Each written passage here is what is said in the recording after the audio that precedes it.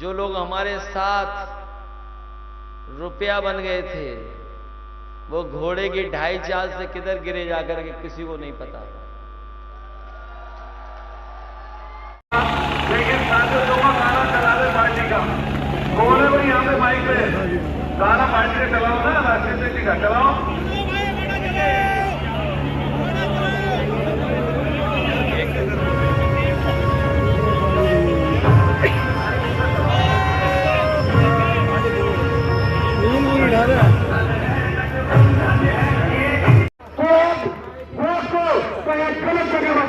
करना यदि गलत आदमी आपके बीच में राजनीति में आएंगे तो दुर्भाग्य होगा और ये निकलेगा फसलेगा। इसलिए आप लोग ये जानो कि हरियाणा के क्या नुकसान है और समाजवादी मुद्दों से क्या फायदा है। जिस खतरे में हो जाएगा। पिछले 10 सालों से जो भाजपा सरकार केंद्र में है वो किसानों की जितनी आय करने की गारंटी लेकर आई थी, मोदी गारंटी लेकर आई थी। क्या किसानों की आय दुगनी हुई? जो उनकी आय दुगनी से हमारा पशु खा रहे हैं। नौजवानों को 2022 तक 2 करोड़ 50,000 नौकरी रोजगार देने का वादा किया था, मिली नौकरी किसी को?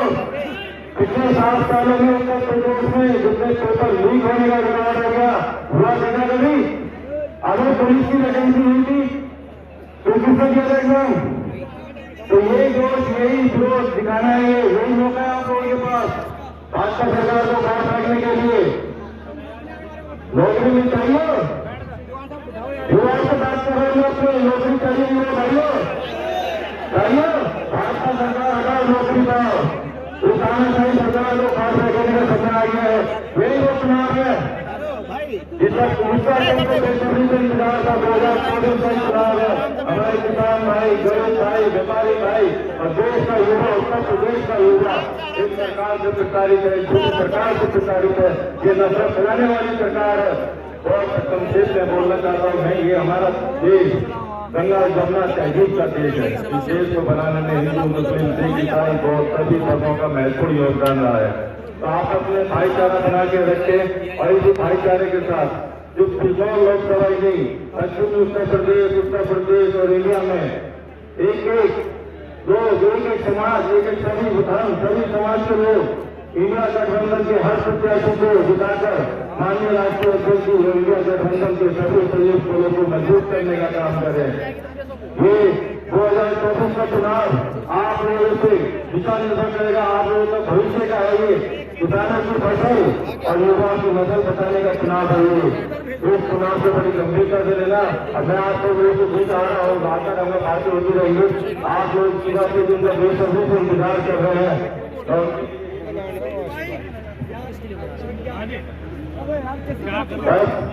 ये पीढ़ी का नारा है, पीढ़ी के तहत टिकट हुआ है दूसरे दलित और संख्यक भाई, आदिवासी भाई और अभी जाति के सभी समाज के लोग। ये पीढ़ी अध्यक्ष जी मैं सबको बताना चाहूंगा कि आज पंडाल में जितने लोग उपस्थित है, सबकी पिछले समाज की, दलित समाज की, अल्पसंख्यक भाइयों की, अलग जाति की भावनाओं की भागीदारी है। आज प्रशासन का थोड़ा सा लोग हमारे ज्यादा सच रहा है, लोगों को आने से रोका गया है, एजुकेशन पर काफी परेशान करा गया है। प्रशासन से भी थोड़ा सा सहयोग की उम्मीद करना चाहेंगे, वरना हम समाजवादी वाले लोग संघर्ष से नहीं। चलो धन्यवाद। आज के कार्यक्रम की सदारत कराए पूरी साल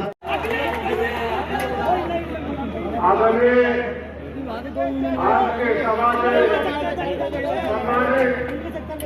चुनाव प्रचार के जिला चुनाव प्रचार के होनार हमारे बीच बैठे माने अखिलेश राष्ट्रीय पार्टी के अध्यक्ष, हमारे मुख्यमंत्री के रूप में हमारे बीच में आए, हमारे बीच में बैठे हुए सम्मानित सम्मानित नेतागण, सम्मानित प्रदेश के बंधुओं, सम्मानित माताओं बहनों, आज मैं ज्यादा बीच में आपसे नहीं बोलना चाहूंगा जो हमें अपना सारा पार्टी के नेता को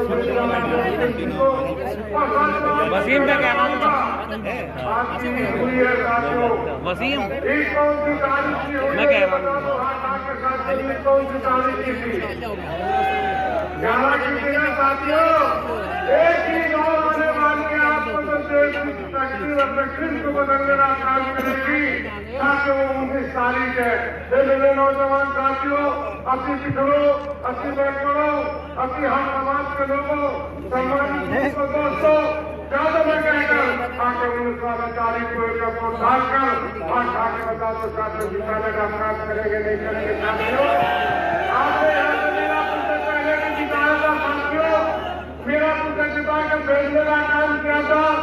आज हमारे बीच नहीं है, पर साथियों भूलना नहीं है सब वोट अपने माने हमारे बीच नहीं है।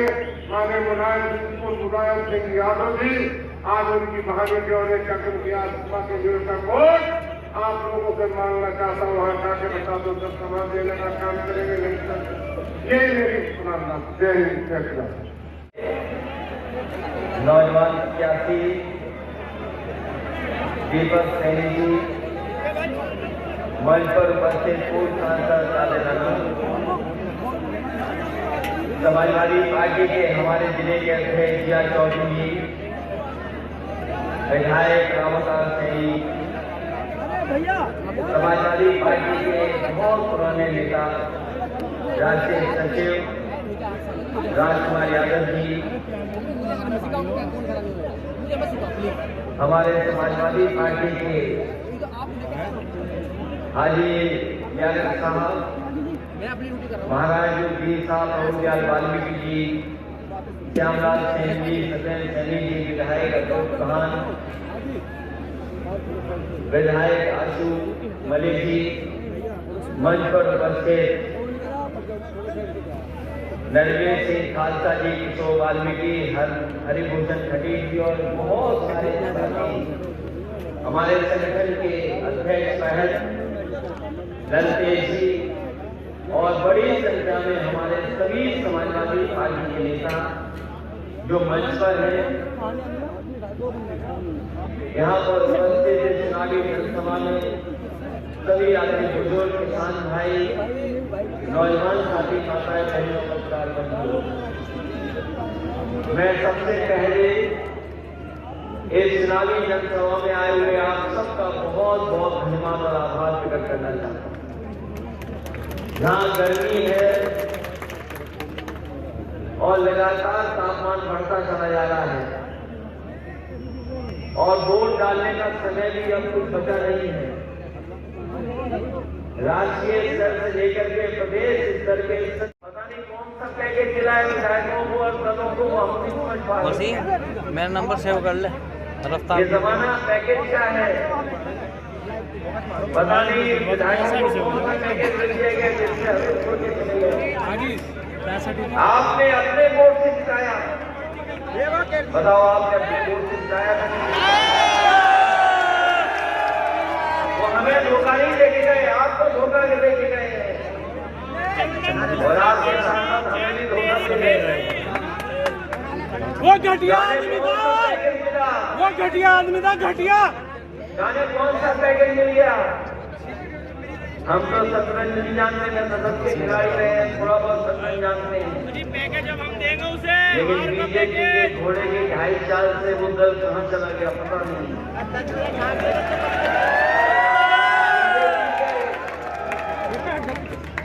2.5 साल से बताओ दल कहाँ चला गया,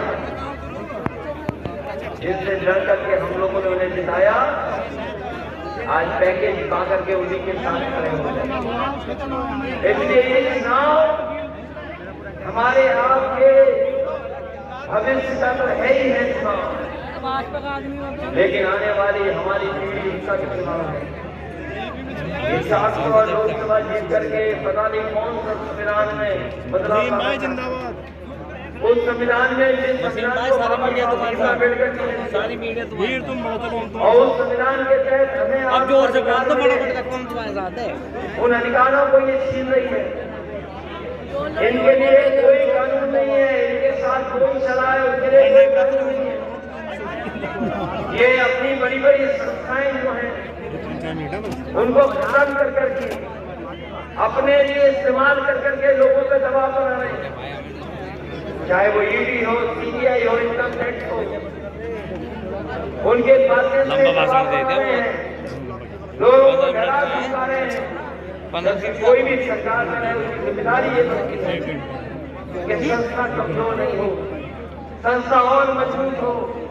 प्यार से कहना चाहता हूँ, जितनी संस्थाएं मजबूत होंगी उतना ही हमारा आपका संविधान और लोकतंत्र मजबूत होगा।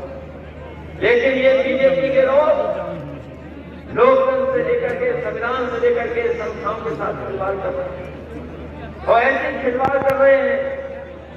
अगर ये सत्ता से नहीं हटे तो हमारे आपके सब अधिकार छीन लेंगे।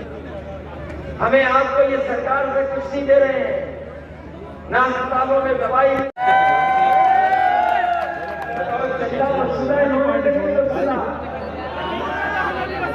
और ये जो आज महंगाई दिखाई दे रही है आपको, ये जो बाजारों में सामान लेने जा रहे हो, दवाइयां लेने जा रहे हो, ये आपकी महंगाई इसलिए हमें चंदा बूझ रहा है। जिन कंपनियों से चंदा वसूला इन्होंने, वही कंपनियां मनमानी मुनाफा कमा रही हैं और मुनाफा कमाने की वजह से महंगाई है। 10 साल के अंदर सोचना करोगे महंगाई कहाँ बताओ, महंगाई बढ़ गई कि नहीं बढ़ गई? और कई मानकों में हम तो दुनिया के दूसरे देशों में बहुत पीछे हैं। यही सरकार कहती थी कि डॉलर ऊपर जा रहा है, रुपया नीचे जा रहा है। बताओ क्या काम पहुंच गया आपके पड़ोसी के बारे में कभी उसका प्रेस नहीं देखा और कोई विभाग नहीं बचा जिसमें भ्रष्टाचार न बढ़ गया हो। और भ्रष्टाचार इतना बढ़ा है कि आप कल्पना नहीं कर सकते। और हमारे पुलिस के लोग तो बहुत समझदार लोग हैं। 100 नंबर व्यवस्था दी थी मैंने इन लोगों को, जिससे समय पर पहुंच जाए पुलिस और मदद करे गरीब की, किसान की। लेकिन बीजेपी की सरकार आई, इसका नंबर बदल दिया।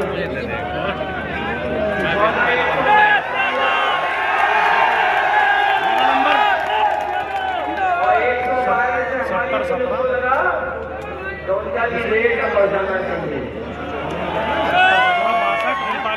बताओ भ्रष्टाचार बढ़ गया कि नहीं बढ़ गया?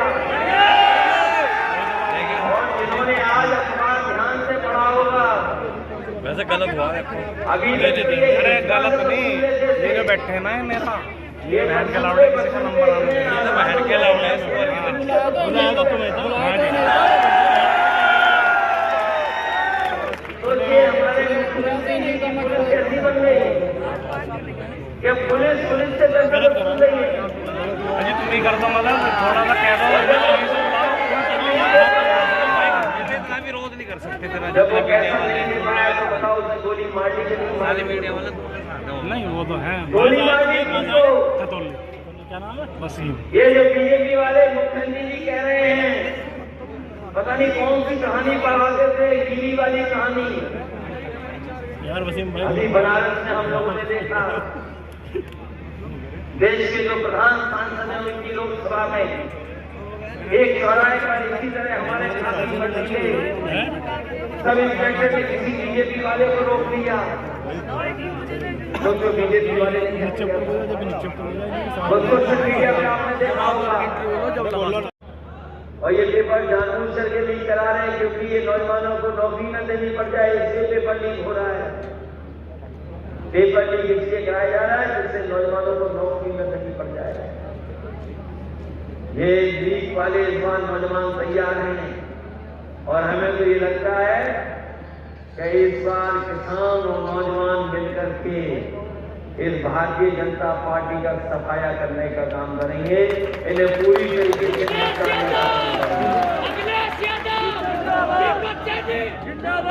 और हमने तो गरीब बनाया है 7 नौजवानों वाला, और आप लोग भी गरीब समझ लीजिए। अगर 60 लाख बच्चों की परीक्षा के पेपर लीक हुए हैं तो अगर 60 लाख नौजवान उनके घर परिवार के केवल माता पिता को हम जोड़ लें, 3 लोगों को गिनने अगर हम 60 लाख का गुना हम 3 में कर रहे तो 1 करोड़ 80 लाख बनते हैं। तो यही 1 करोड़ 80 लाख लोग जो उत्तर प्रदेश में है, जिनका परिवार प्रभावित हुआ है केवल परीक्षाओं के पेपर लीक से, और 80 लोकसभा से भाग में हर लोकसभा में 2,25,000 वोट कम हुआ है। तो बताओ भारतीय जनता पार्टी कहां से 400 पार कर रही है? जब 80 में 80 हार रही है तो बताओ कहां से 400 पार हो रही है? ये 400 पार नहीं, इस बार किसान और नौजवान मिलकर के इन्हें 400 सीटें हाराने का काम करेगा। ये 400 हारने जा रहे हैं। और फिर ये सरकार, इनके नेता आपने देखा होगा, अपना भाषण शुरू करते हैं भारत माता की जय हो, हम भी भारत माता की जय हो। कोई देश का ऐसा व्यक्ति नहीं होगा जो देश के प्रति प्रेम न रखता हो, देश को मजबूत नहीं बनाना चाहता हो, अपनी सीमाओं को सुरक्षित न रखना चाहता हो। लेकिन सोचिए, यही सरकार जिसने एक फैसले से फौज की भर्ती को, जो पूरे जीवन हमारा नौजवान नौकरी करता था, वर्दी पहन करके सम्मान पाता था, इस सरकार ने फैसला लिया और हमारी फौज की नौकरी को अग्निवीर में बदल दिया। हम अपने नौजवानों से कह करके जा रहे हैं, ये इंडिया गठबंधन जीतेगा, समाजवादी पार्टी सरकार में आएगी, तो ये अग्निवीर जैसी व्यवस्था हम लोग कभी स्वीकार नहीं करेंगे। ये व्यवस्था खत्म होगी। और कभी कभी ये खाकी वर्दी वाले भी सोचते हैं, कुछ हमें डराते हैं हम लोगों को। ये समझ में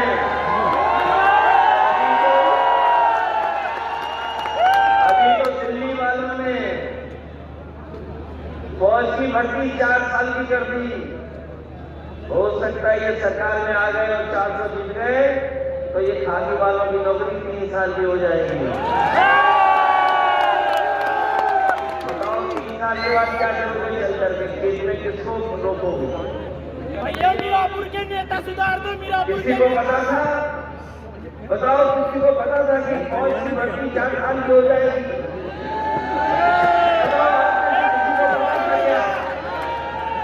हमारी एक पुलिस वाले बताएं जो सुरक्षा में लगे थे 60 लाख बच्चों की भर्ती कराने के लिए, ये सब ड्यूटी में थे। कहीं को पता था पेपर लीक हो जाएगा? ये सरकार ने पेपर लीक किया है, और सरकार ने पेपर लीक कराया है। नौकरी नहीं देना चाहते हैं, इसलिए पेपर लीक कराया है। और फिर बताओ, चंदा वसूला गया, ऐसा चंदा किसने वसूला?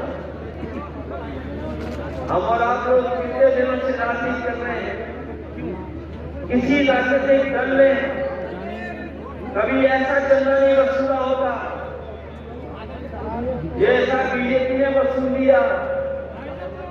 सोचिए, जो कंपनी मुनाफा ही नहीं कमा रही, जिन कंपनियों का मुनाफा कम है, टर्नओवर कम है, वो अपने मुनाफे से 4 गुना ज्यादा बीजेपी के खाते में पैसा जमा कर रहे हैं। तो होगा वसी। कोई सोच सकता है कि 1,000 करोड़ चंदा दिया जा रहा होगा? क्या आप कल्पना कर सकते हो कि 1,000 करोड़ रुपए दिया जा रहे हैं? किसी से 500 करोड़, किसी से 600 करोड़, किसी से 200 करोड़। और ये बीजेपी वाले घूम घूम करके कह रहे थे कि वैक्सीन लगा लो,